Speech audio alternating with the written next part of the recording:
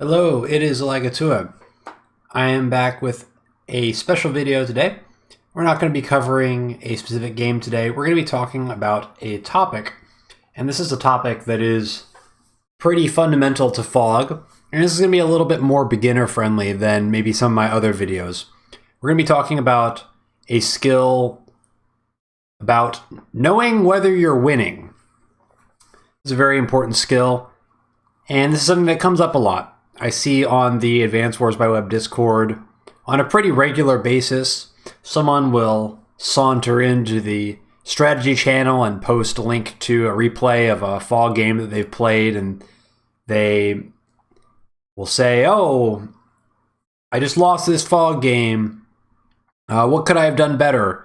Seems like I made some mistakes." And the number one most common mistake that I see when I'm looking at these replays, and it's hard to believe, but anybody who's been in the Discord long enough can attest to this.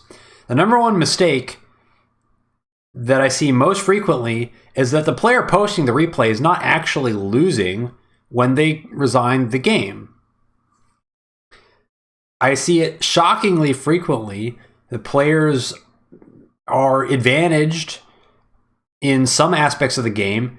Occasionally, they're advantaged in almost every aspect of the game when they give up, but something has gone wrong. They feel like their opponent has stuff kind of coming out of everywhere, and they feel like they don't have the ability to match it, and they get frustrated, discouraged, and they tilt, and they hit that resign button, and that's the end. So I don't want that to happen to you. So today we are going to be talking about how to get a very clear idea of how you're doing in a game, even when you can only see your side of the map. There's a number of factors that we can look into to try and get an accurate picture. And it's not up to me to tell you when the right time is to resign, okay? If you're someone who doesn't like playing from behind and you get behind a little bit and you decide that the game isn't fun anymore and you want to roll another one, like, that's not my place to tell you that you're wrong, all right? But what I do want is I do want you to have the ability to get an accurate judgment, an accurate picture of how you're actually doing. And if you have an accurate idea of where you're at in the game and you decide you don't want to play anymore and you give it up there, then hey, I'm not going to tell you that you're making a mistake. You do what you got to do. But the thing that I see so frequently is people think that they're so much farther behind than they actually are, and they're kind of letting the emotion of the moment take over, when if they took a little bit of a structured approach and thought about things in some steps, then they might realize that actually they're in much better shape than it feels like in the moment. Because when we're looking at only our side of the map, it feels like there's tanks lurking in every single woods or every single corner, every single front, just waiting to crush us. But that's not usually the case. So let's get into this. Let's start talking about how to know if we're winning. The first and easiest step to knowing whether you're winning is to know how you're doing in terms of unit count relative to your opponent. Now, I probably don't need to tell you why unit count is important, but the simplest reason why is your unit count determines the number of things you have that can attack and do damage to your opponent. So the more units you have, the more units you can destroy. One unit can only destroy one unit, so if you have 20 units, you're not going to be able to destroy more than 20 units on your turn. So having a high unit count is a very strong indication of how you're doing in the game, and also a strong indication of the power of your army. Remember, even low HP units can get in the way and absorb attacks from full HP units of the opponent. So even weakened units can still be valuable and can be a good indication of your army's power. Fortunately, determining your total unit count relative to your opponents is very, very easy, and it's quite easy to do accurately for the most part and in most situations. So whenever you want to be looking at your unit count, what you want to look at is you want to just look at your own unit count, which is going to be available to you because you get a free unit count. And then also you want to be looking at the units killed and the units destroyed tab. And in the replay viewer, we get a little bit more detail than we would in an actual live game, but I've just kind of dragged this over from a screenshot from a game that I just looked at before this video. Make sure that you're going into menu and then into stats to pull that up. And that's going to give you a log of the total number of units that you've destroyed and also the total number of units that you've lost. And so if the number of units if your kills are higher than your deaths, then there is a very good chance that you're going to be ahead on unit count. There's a few minor caveats to keep in mind. If you're in a game with units on the HQ or things like that, then if you end up like destroying your own units to like free up the HQ tile or something like that, then that's going to show up as a dead unit, even if it's not really like something that your opponent destroyed. If you do any joins, that could also affect it as well, because that's going to count as a destroyed unit. So that's something to keep in mind. And also, if your opponent does any sort of things like destroying units on HQs or join capping, things like that, I don't believe those actually show up as kills for you. So if you're in a game where that happens a lot, then sometimes this count can get skewed. So that's just something to keep in mind in those kind of edge case scenarios. But generally speaking, the amount more units killed than destroyed, or than you've lost, that difference is pretty much going to directly correlate to the overall difference in unit count, plus or minus 1 or 2, as you kind of ping pong back and forth, because you're going to build 3 or 4 units in a turn, and then they're going to build 3 or 4 units in a turn. So it's going to kind of oscillate back and forth a little bit. But if you're up, say, if the difference in unit kills versus unit deaths is something more than 5, and that starts to be a pretty substantial difference. And anything more than 10 is like a really substantial difference if you're looking at the kill to death count.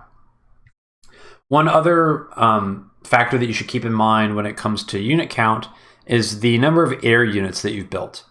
So not only do you need to keep in mind the kill to death ratio, but you also need to have some idea of how many air units you've built and how many air units you think your opponent has built. Because when you build an air unit, that is an extra production building that you're building from. And so as long as you're not base skipping, which you shouldn't be, and you shouldn't assume that your opponent is doing that either, assuming there's no base skipping, then basically building from an airport is going to show up as like +1 unit count that turn relative to just building from the bases. So if you're in most matchups, you're probably going to be building a similar amount of air units, and so it's going to kind of cancel out. But you do need to keep it in mind for matchups where one CO is either incentivized to build air units, like maybe an Eagle or something like that, or Sensei, something crazy. Or if you're in a matchup where one CO is heavily disincentivized from building air units, like Drake would be the prime example of that, just to a lesser extent.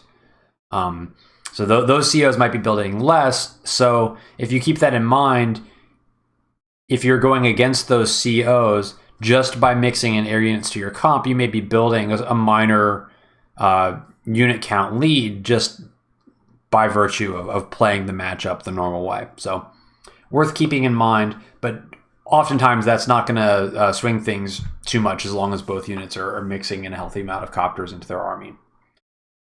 Final caveats for this. If you're playing some sort of strange matchup, like a tier 0 matchup, with COs like Sensei or Hachi or things like that, then all this goes out the window. So that substantially complicates that. To keep that in mind if you're in that kind of edge case. And additionally, if you're playing against Eagle or if you're playing with Eagle, the lightning strike power kind of allows you to get a double deploy from your bases if you do it correctly, and so that is something that in the event of like a very long Eagle game, that's something that could potentially skew the unit count a little bit, because in the best case scenario, Eagle lightning strike is going to be as many as 8 units produced in a turn compared to the normal 4 or 3. That's depending on the map income, obviously. That might be a little bit unrealistic, but certainly building like 6 units in a turn is pretty feasible. So you can kind of add a mental +3 for every lightning strike that's happened in the game, if you're trying to be more and more accurate with the counts. So yeah, that's unit count, pretty straightforward. Let's move on to the next one. So the second factor that we want to look at is difference in army value. This one is a little bit less straightforward to calculate than army count, and it's also sometimes not as important as unit count as well. But I'm going to try and give you some tips to put together a decent estimation of how you're doing on total army value relative to your opponent. So the place you're going to want to start is, again, going to be your units lost in your units destroyed tab.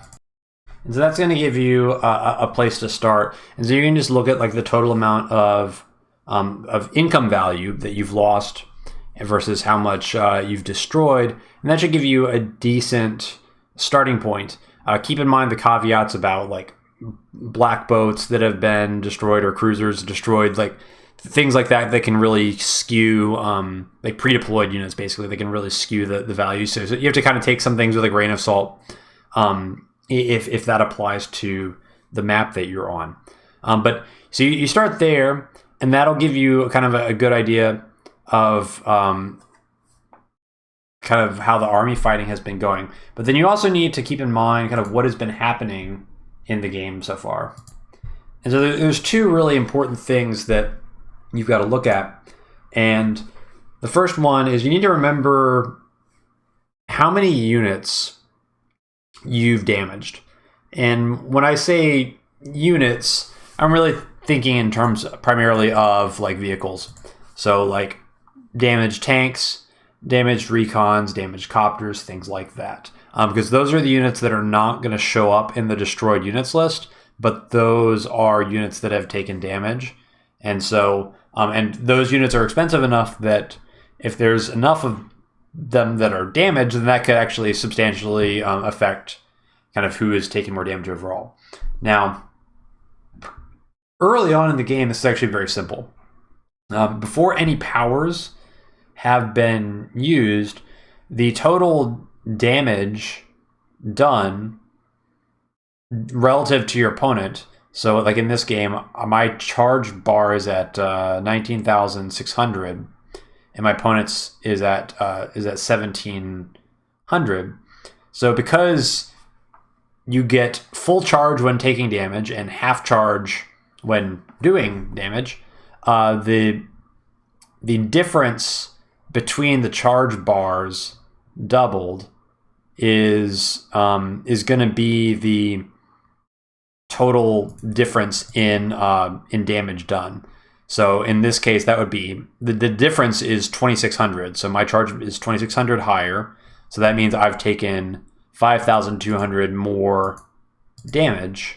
And you can see that if I open up the kind of this stats thing, you can see I've taken 5,200 more. So so until any powers go off, you actually don't even need to pay that much attention. You can just purely look at the charge and do some really quick math to figure out who's taken more damage, and that'll give you a really clear idea of that statistic.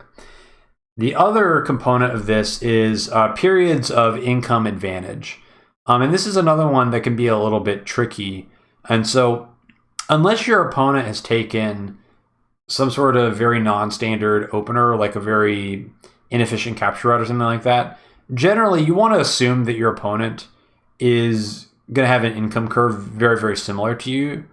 And you can kind of just assume that it's a wash between you and your opponent, unless you've entered the mid game with some sort of property advantage. And so the good news about Fog is that very few properties end up uncaptured. Or if they are uncaptured, you tend to know that they are, in fact, uncaptured. So just by knowing which properties belong to you, you can get a pretty good idea of what properties belong to your opponent as well. And so you can get a pretty good idea of your opponent's income at any given time because they probably have all the stuff that you don't have. So it should be pretty easy to know if you have an income advantage relative to your opponent at any given time once you're kind of past that early game, because the map is going to kind of split for the most part. So you want to keep track of when this map splits. Does it split in a way that you end up with more properties than your opponent? And for how long does that happen? Having more properties than your opponent doesn't automatically make your army stronger by default, but it is going to be pumping more funds into your army over time. And so over time, you're going to be ramping more strongly than your opponent will be. And that's actually something that I think some people don't pay enough attention to. Just because you have a property advantage and you're able to capture a city doesn't mean that you can just go very aggressively and push deep into their territory. That income advantage that you've won is something that is going to start flowing into your army the turn after you finish the capture. So really any advantage that you're deriving from that is going to be delayed for like 2 or 3 turns before the units built with that new money actually make it to the front lines where they're actually fighting against your opponent. So don't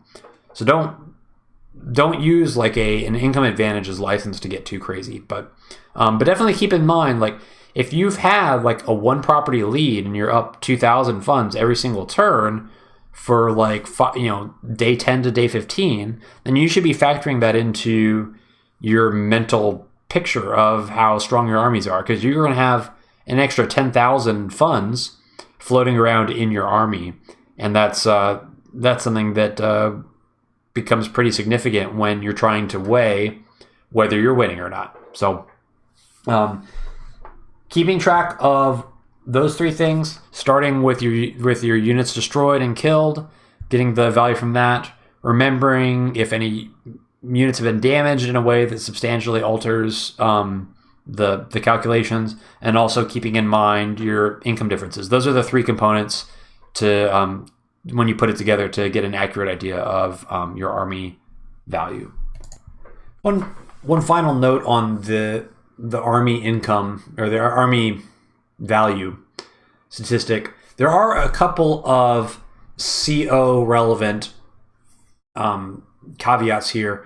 Obviously, Sasha, if you're playing at Sasha's going to get more income from all of her properties. So that's something that you need to factor if you're playing against her. And also, if you're playing against global damage, you may need to, or especially if your opponent is global damage and you're not, if you're spending a lot of money repairing units, this can sometimes cause your kill deaths to get skewed, because a lot of the money, like a lot of the damage that's being done to you, is kind of being hidden away in those repaired units. So those are situations where it gets a little bit more challenging to get an accurate picture of how far ahead or behind you are in terms of army value. So keep those in mind, and just know that those are going to be a little bit more challenging to get an accurate picture of, and to maybe devalue any sort of calculations you do in that scenario, because they're more likely to be off because it's hard. All right, the last major factor in looking at a game and deciding whether you're winning or not is going to be the charge meter and the CO powers. And so you want to look at the powers and get an idea of who is going to get the next CO power And how important is that CO power going to be? Obviously, not all CO powers are created equal. Some are going to be more game-breaking than others, and so you have to weigh them according to their power and their importance to the game. When it comes to the strength of powers, on the low end, you've got a power like Adder. It's very low charge, but also not going to be incredibly impactful to the game relative to some of these powers like Von Bolt or like Eagle or like Olaf, Hawk, things like that, that are going to be doing global damage or giving you an extra turn, locking down a lot of units, really major stat buffs, things like that. And so those powers can take a board that is otherwise pretty even in terms of unit count and an army value, and actually tilt things pretty substantially to the point where, yeah, you know, if a Max and an Olaf are 50-50 in terms of unit count and army value, but Olaf is about to have a Winter Fury ready to go, then actually Max is probably way behind, even if Max is pretty even in terms of the other metrics that we've talked about so far. So it's not enough merely to look at the unit count and the army value. You also need to consider the CO matchup and where the COs are at with their charge in order to get the full picture of what is going on in the game. So we've got a kind of a good example of that here, where we've got an Eagle player going against a Von Bolt player, and Eagle is starting the turn, down a little bit in army value, but the unit count is pretty comparable. But Eagle is about to unleash a lightning strike this turn, and so you can see at the beginning of the turn things look pretty equal. But after but after the turn is over, things are pretty tilted in the other direction, and the unit count is pretty heavily favoring Eagle and the army value as well. And even the follow-up superpower is kind of not enough to stabilize that. So you have to look for those kind of important powers, because the whole game can kind of turn on how those end up playing out. There's some other smaller factors to consider as well. These may not apply in all games, but it is something to keep in mind. One would be if there's any difference in the number of comm towers that are owned. Sometimes that can be a pretty major distinction, especially if it's something like one comm tower versus 0. That's something that could be pretty meaningful. If it's just 2 versus 1, that may not necessarily be as meaningful. 3 versus 1, again, probably pretty meaningful, but it depends a lot on other things as well. So we're thinking about, and then also this one's actually a good one to think about as well. Let me pop over to a different replay for this one. All right, we're in a different replay now. So you look at this board, and we look at the unit count and the army value. You may see that one player is doing a lot better than the other player in both of those statistics. Nevertheless, if you ask yourself who is winning this game, well, the answer is very clear, and it's not the person who has more units, and it's not the person who has more army value, and that's because this is a replay from a live game, and live games have day limits, and this is from day 30 of that live game. And so if you're playing in a tournament or you're playing in a live game, as you approach the day limit of the game, every single other every measure of power pales in comparison to who has more properties. The closer you are to the end, the less everything else matters other than just who has more properties. So this may not apply in all situations. Obviously, this doesn't apply to Global League at all, because Global League, as of recording time of this video, does not have a day limit, and I'm not aware of any plans to change that. But for your tournaments, for your live league games, don't be afraid to get crazy near the end of the games, because it doesn't matter how many units you've got left when the day limit hits, as long as you've got more properties. All right, we're done with the lecture. Let's switch over to something a little bit more interesting.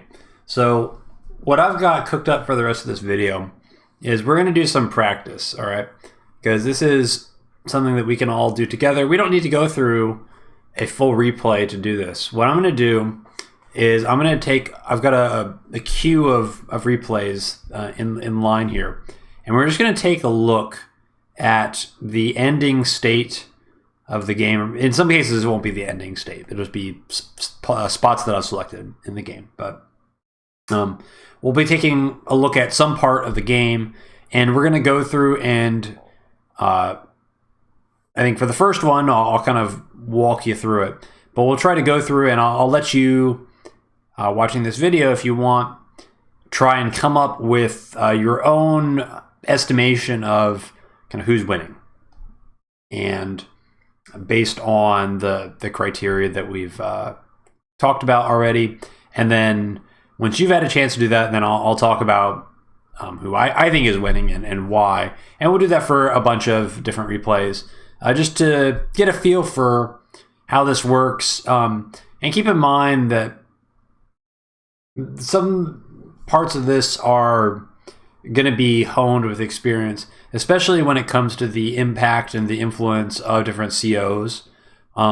Correctly weighting how important is unit count, how important is army value, how important is like the CO power in any given situation. Like that's something that's going to come with experience if you're not used to doing that. So if you're a newer player, then just know that that's going to take a little bit of time to build that skill. And if you're playing games and you're not really sure whether you're winning or not, because you don't have the experience, maybe just consider sticking it out for a couple of other days and see if things get better. You know, just before coming on the Discord and asking what you're screwed up. Okay, just throw it out there. You know, give it a shot. You know, don't let yourself get tilted. So. Anyway, so we're looking at this game. This game is an Olaf versus Max, and sort of look at, and when we look at all these, we're going to look at the stats. This is going to give us more information than the players would have had in the game, but really we're just looking for kill deaths. That's really what we're trying to get here. And so in this game, looks like Olaf versus Max. We're looking at Olaf's perspective.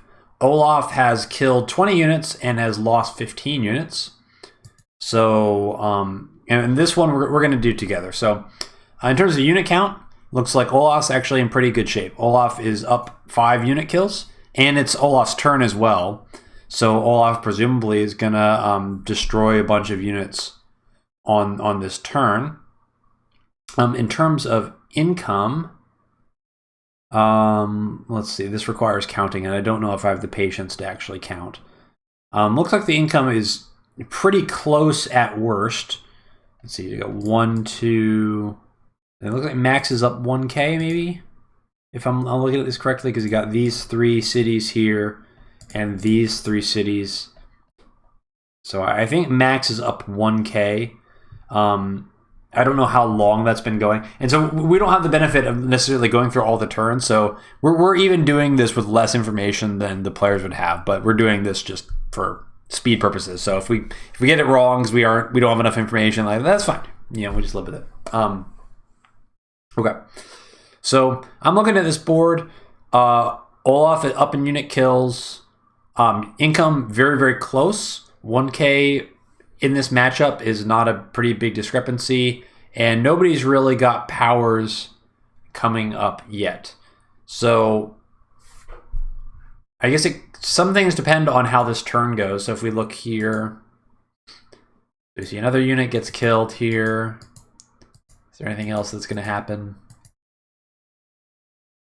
Another unit, a third unit, a fourth unit. Okay, so 4 more units have died. So now this is like 24 to 15. So I feel like this is really pretty strongly in favor of Olaf.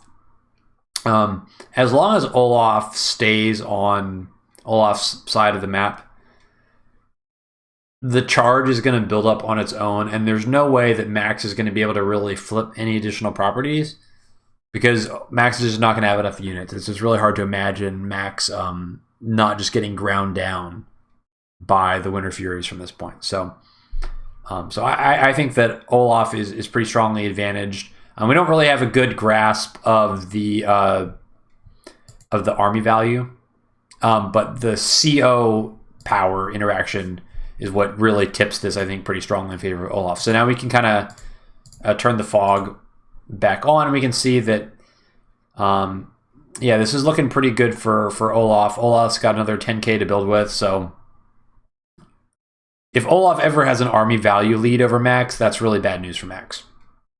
So yeah, so this game is looking really good for Olaf, and so oh wow, and another unit dies here, and so it comes as no surprise that Olaf promptly resigns, and so this was, I guess, the replay that kind of prompted me to record this video. So don't resign up 10 units, up an army value with a better CO for like a longer game. Yeah, so that's your freebie. So starting from now on, I'm gonna give you a tour of the game, but I'm not gonna give the verdict right away. I'll let you have a go at it if you want before I try to explain it. One other thing that I'll mention, I did try to order these replays in like ascending difficulty in terms of evaluating. So we're going to start with games that I think are relatively clear cut, and then we'll move on to games that are substantially trickier or harder to evaluate, just to kind of spice things up. So keep that in mind. So this game, we got a game on Stalingrad. We've got Kindle against Drake. And we are looking at Kindle's perspective. Just looking at the map, so Kindle seems like she has an income lead. So it looks like Kindle's got both of these properties and these properties. It looks like this one might flip next turn. This one is going to be lost eventually, but not for at least 2 turns. I think this is 4K income lead for Kindle, so that's a pretty substantial lead for Kindle. Although obviously Drake gonna have that global damage, so it's gonna affect the army value some. But anyway, before I go on any further, let's take a look at these kill death ratio. So it looks like Kindle's taken a little bit more damage in terms of deaths. Lost 19 and killed 14. So yeah, I'll leave that up. I wish I could drag this off to the side. That'd be pretty cool. So I'm going to refrain from previous analysis here. What I want to do is I want to play the previous turn. Actually, I feel like that's more fair, right? Because that'll help us get a little bit of context. Maybe we can see something interesting. I guess we see a Neotank come up there. That's interesting. See an artillery kind of pointlessly skip through vision.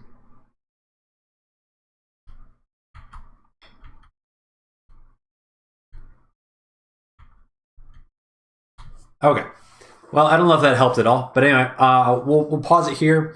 I will let you pause if you want.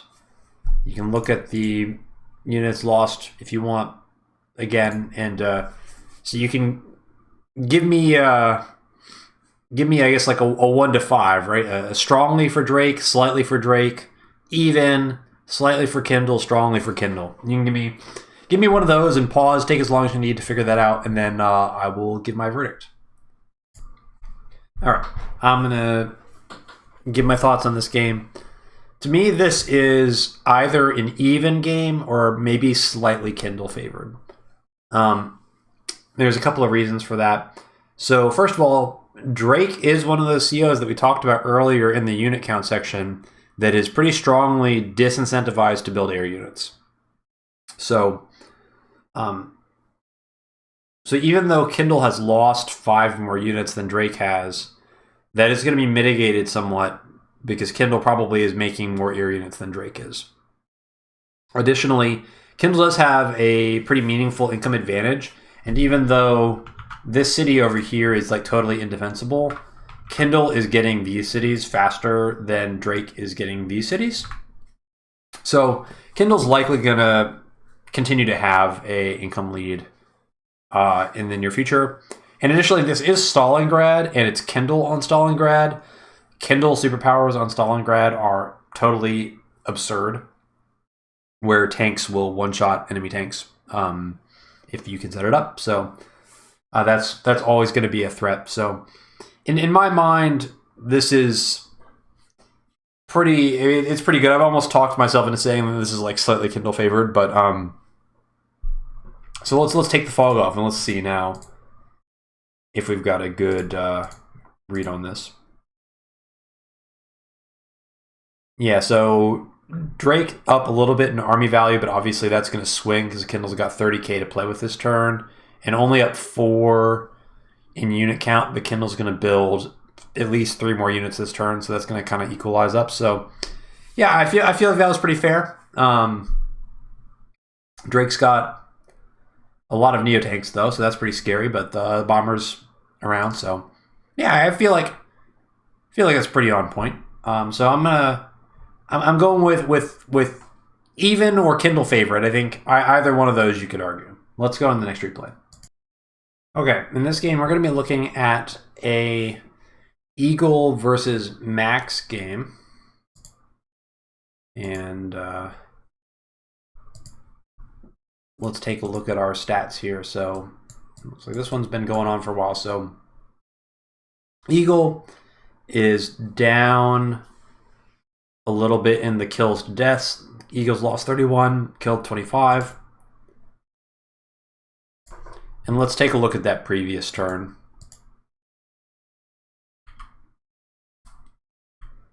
Looks like a medium tank comes in, kills a tank for free.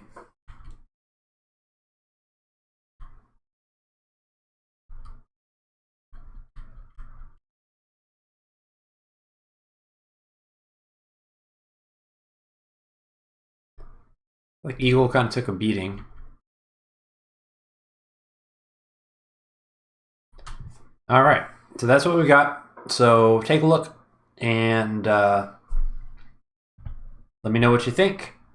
Is this strongly max favored, slightly max favored, even game, slightly Eagle favored, or strongly Eagle favored? Lock in your analysis and I will give you my views now. So pause the video if you want more time because we're going into it. So I'm looking at this. So this is one of those a little bit weirder matchups where Eagle is always going to feel like Eagle's getting crushed until Lightning Strike happens, and then Eagle just wins. So one thing that we can look at this board here, I'm really too lazy to count the income.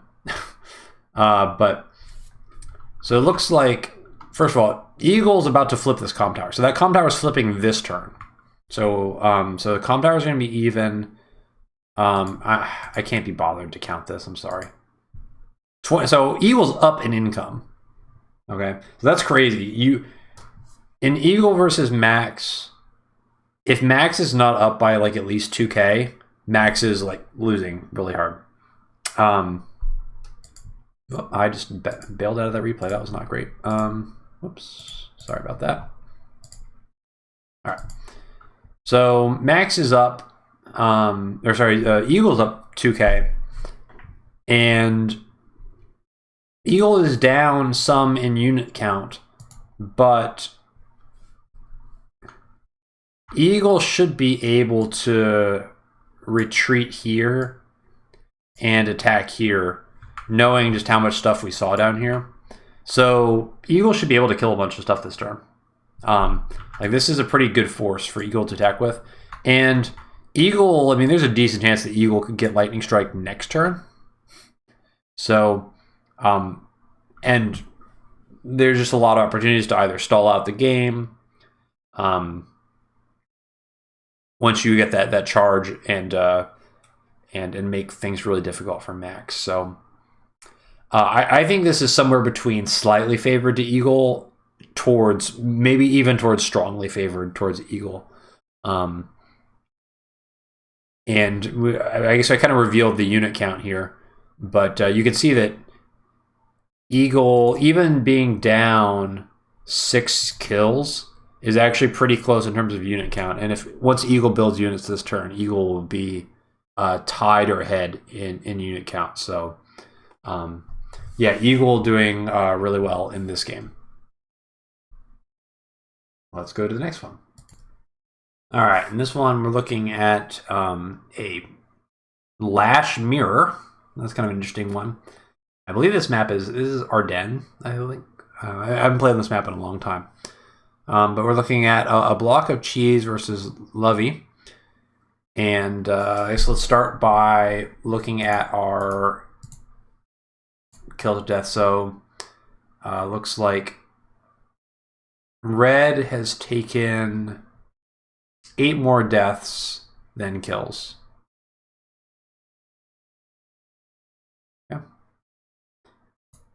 Oh, I should have hidden the unit count. You didn't see anything. It's pretty scuffed. Oh well.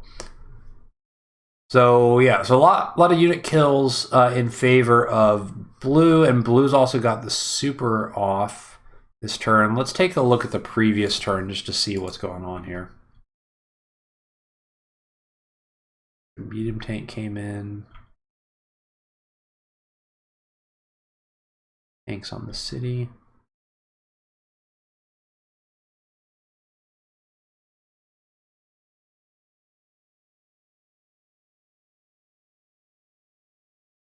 Retreating there.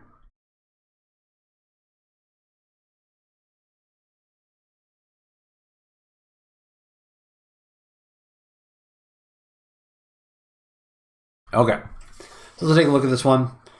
And let me know what you think before I give my spiel.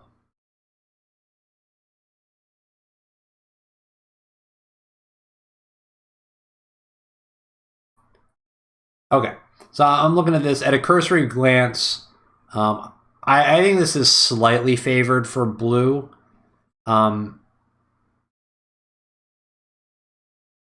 Red is going to get, or Orange Star is going to get the next superpower, so that potentially could be significant. Also, Orange Star has like 3 artillery that are going to get a lot of value this turn. Even into the superpower, which is pretty nuts. And I don't know how easy it's going to be for Blue to continue pushing on this side. I didn't look at the income actually. Here, well, I can't be bothered. So it looks like Orange Star is a little bit up on income. The problem for Orange Star is that I guess Copter's here, but there's no anti-air like anywhere in sight. So you almost have to shift this anti-air from this side, which is not that great.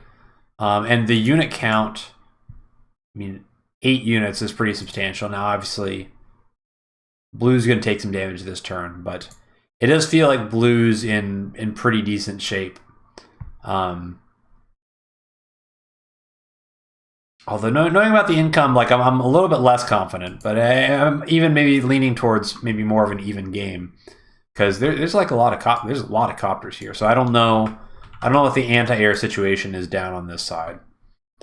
But yeah, and this one's pretty even, maybe slightly favored for blue. So let's turn on the fog and see if I change my mind.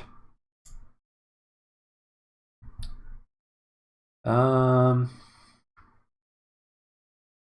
mean, good. If I'd known that, I might have thought differently.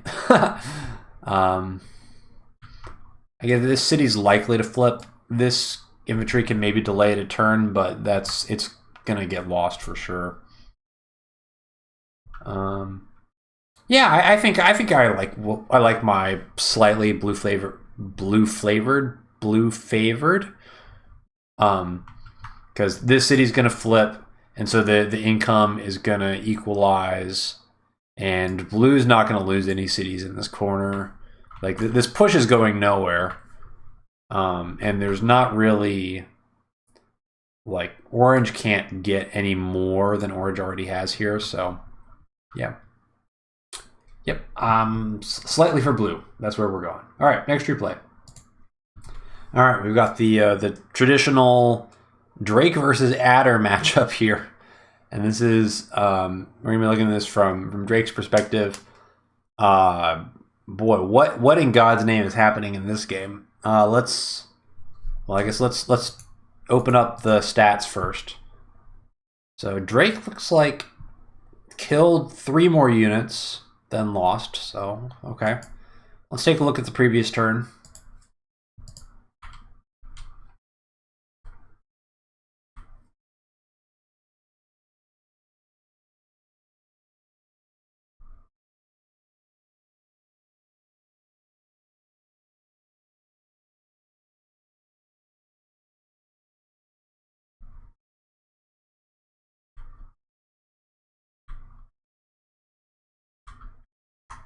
Okay.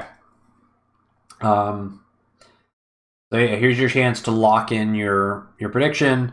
We're going to go strongly for Adder, slightly for Adder, even game, slightly for Drake, strongly for Drake. And this is your chance before I reveal the secrets.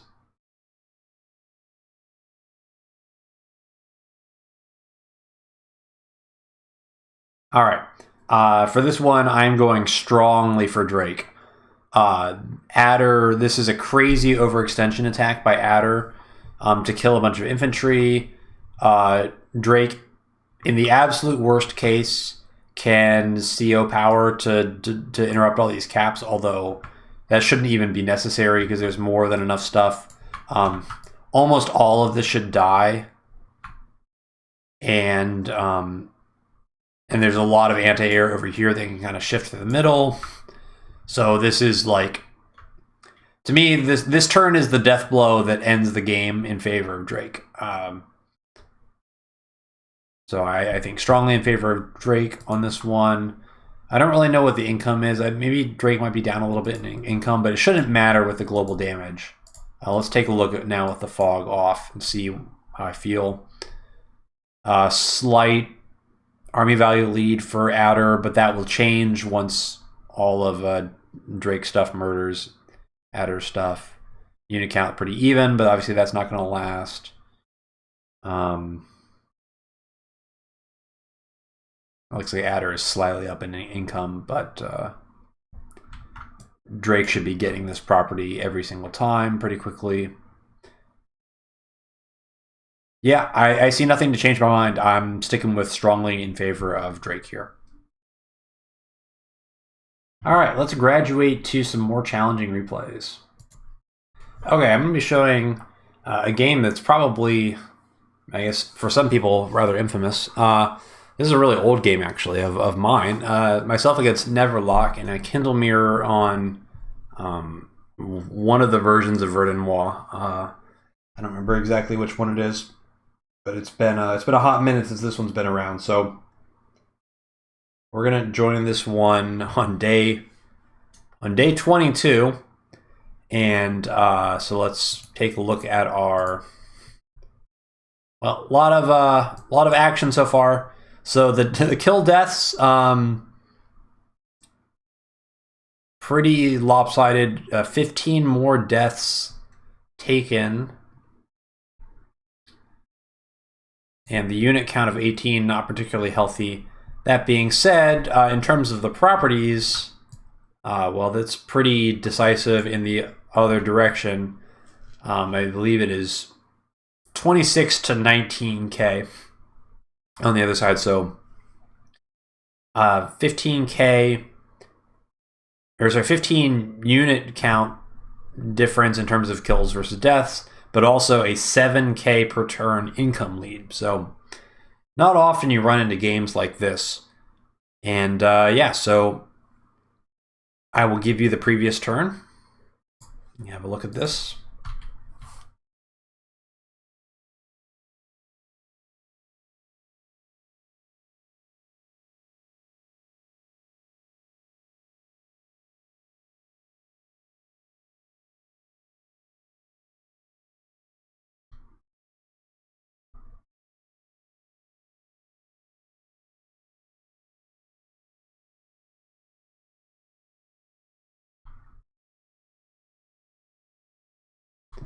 Okay, that's what we got. So lock in your answers now. Are we going to go strongly for red, slightly for red, even game, slightly for blue, or strongly for blue?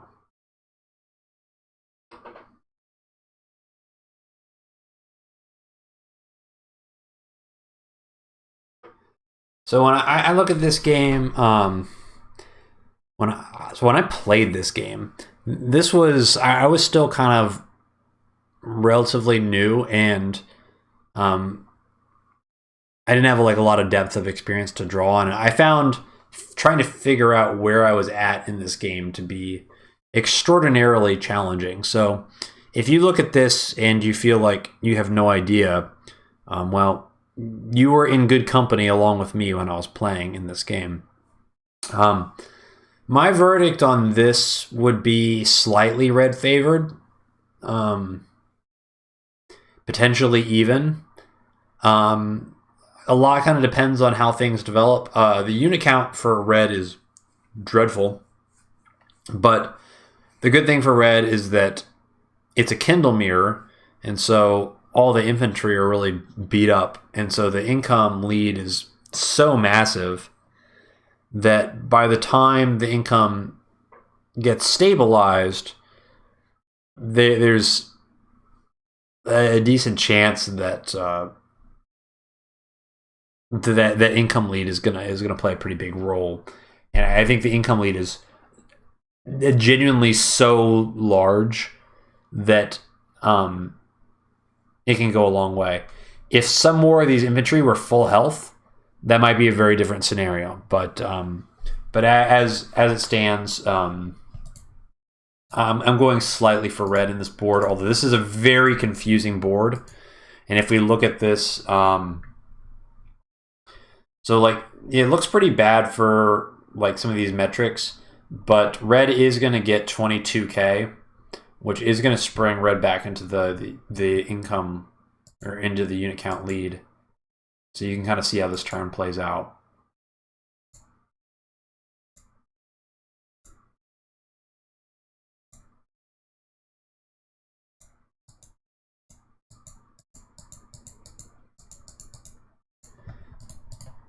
Yeah, so you can see that like it looked pretty bad, but by the end of the turn, like the income lead really matters, because now all of a sudden red is up about 20k, and blue only has about 19k to build units with the next turn. So it's going to be like you're still really fighting uphill if you're blue. So yeah, this was a fun game to play. If you're bored and you really want the old school Elagatua lore, go look this one up in the replay archive. It's definitely an entertaining game for sure. All right, next replay. All right, this one is another one from the Elagatua archives. This is myself against Brother Long, Longuge. If you speak Chinese, that might mean something to you. But this is on a map called Wondershot, and this is an Olaf versus Eagle matchup, and we are joining it on day 24. So let's take a look at these stats. They're pretty even in terms of kills and deaths. Looks like Olaf has killed 3 more units. And let's take a look at the previous turn.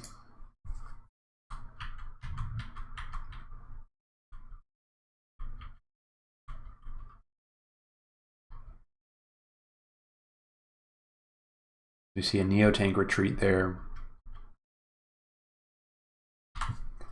Well, that's that. I did take a peek at the income for those of you who do not bother counting. So Olaf is up 2K on this board. I don't know how long Olaf's been up 2K, but at least in the current board, Olaf's up 2K, and it's these 2 kind of corner properties. So anyway, with that, I will allow you a moment to render your verdict. We go in strongly for Olaf, slightly for Olaf, even game, slightly Eagle, or strongly Eagle.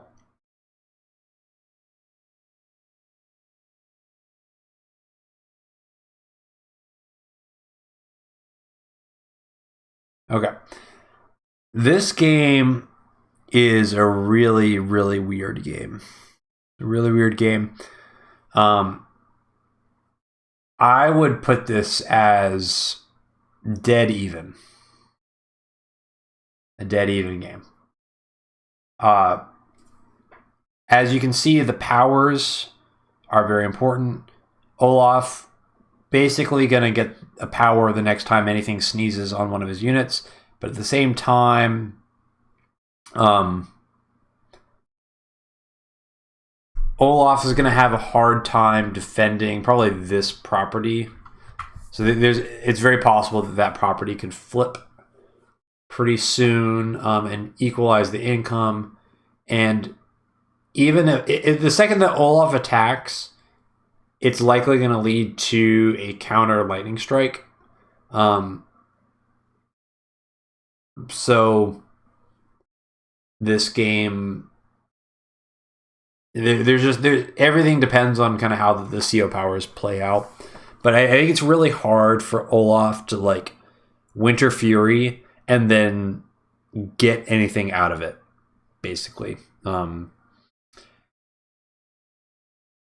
Let's turn the fog off and see if anything's different. Yeah, dead even in army value. So that's even a little bit Eagle favored. No, not Eagle favored. But so Eagle's actually up a little bit on unit count because I think there was already a lightning strike in this game. So that extra infantry power for Eagle kind of came into play there. So even though Eagle lost a few more units, Eagle's up a smidge in unit count. But yeah, I mean, Eagle's very strong up here, likely going to be able to take this property. Yeah, I think it's a pretty even game. And to spoil the ending of this game was drawn. We agreed to draw this turn. So because it was already day 24, and this was definitely going to go on probably 10 more days. It was going to stall pretty hard. And so we gave up. All right, we got one more replay. This is the final boss figuring out what the heck's going on. All right, so we're here in back on Stalingrad. This is Rip versus Jaklyman. I don't know if I'm saying his name properly, and so I apologize if I'm just totally cringily butchering it. It's kind of a well-known game. This is from, I think, Smacky Cup 3, if I recall. Yeah, and so worth mentioning before you look at this very complicated board that there's a day limit because this is a tournament game, and it's a day 35 is the day limit, and that's probably pretty relevant to consider because we have Olaf using a COP as opposed to a superpower. And so you can see here that Olaf is about to flip a bunch of properties.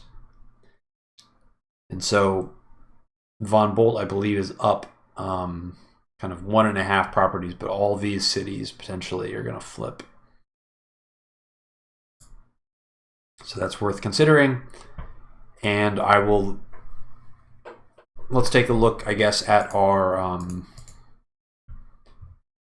kills. So Von Bolt up about 8 kills over Olaf in this game.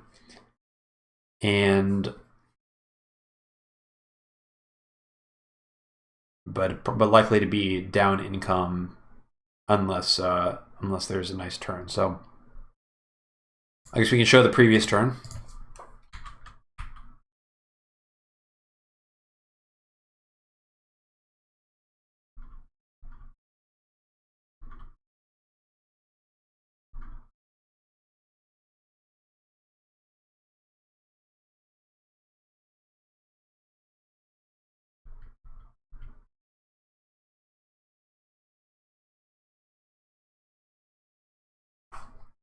All right. Well, hopefully that clarified things for you. So let me know what you think. This is, your options are strongly for Olaf, slightly for Olaf, even game, slightly for Von Bolt, strongly for Von Bolt. You might want to, if you're playing the game with us, I would recommend pausing this video. You might need to think about this one for a while. But I'm not going to be pausing. We're going to just truck on right through. So this is like one of the most interesting boards that I've ever seen in a game, frankly. And I struggle to think of one offhand that is more interesting than this. This may be one of the most interesting boards, maybe the most interesting board I've ever seen in a fall game. My verdict is kind of slightly to strongly Von Bolt favored. And I'm kind of curious for other opinions on this, but I kind of plannered up a possible Von Bolt move. So the bottom line is Olaf's in good shape because Olaf's going to flip these 3 properties. I think it's mechanically impossible for Von Bolt to actually interrupt any of these 3 properties. So Von Bolt's going to lose all those, and then Olaf's going to have a property lead, and because of the day count, that means that as long as Olaf is able to keep Von Bolt from recapturing any of the properties for another 5 turns, then Olaf will win because of the tiebreaker. That being said, in my opinion, even with the snow, Olaf is set up to just get absolutely smashed this turn. And even though Olaf is going to get these properties, Olaf is going to take so much damage up here. Like, this bomber is going to get hit by the anti-air for sure. This Neo-tank's going to hit this anti-air. Basically, there's going to be like this giant line of tanks that Von Bolt can set up, like kind of right across this area. And if Von Bolt just kind of consolidates everything and pushes up this way with everything over the next 2 turns, I'm pretty confident that these 2 infantry can basically recap those 2 cities before the daylight limit comes. And it's obviously not a guaranteed thing. Like, we'll never know exactly how it could have played out. But I think this was, like, if you followed this game kind of leading up to the situation, like, Von Bolt was leading pretty comfortably most of the game. But ultimately, this play kind of flipped everything on its head, and Rip decided, I think, to tap out here rather than try to come up with a solution. So I don't know. I still think that this game is pretty good for Von Bolt. But let me know your thoughts. I'm kind of curious what other people think, but this is definitely one of the most complicated positions I've ever seen, and would have been pretty fun to play to try and play this one out because it's very very tactical. So anyway, I leave you with that one. I hope you learned something. I hope you enjoyed playing along with me as we kind of analyze some of these boards. Hopefully you will be better at kind of analyzing where you're at in the games, and you'll be able to see through the fog. If you post any replays in the strategy section in Discord and you're like up 10 unit kills, I am going to shake my head at you. So be prepared for that. Play hard, don't get tilted. Do your best and win those games, get those ELOs. I've been Elagatua. It's been a long time since the last video, and it might be a long time till the next one. Who knows? I got a lot of really slow players playing in the tournament leading up to my game. So we'll see you next time. Have a good time. See ya. Good night. I'm tired.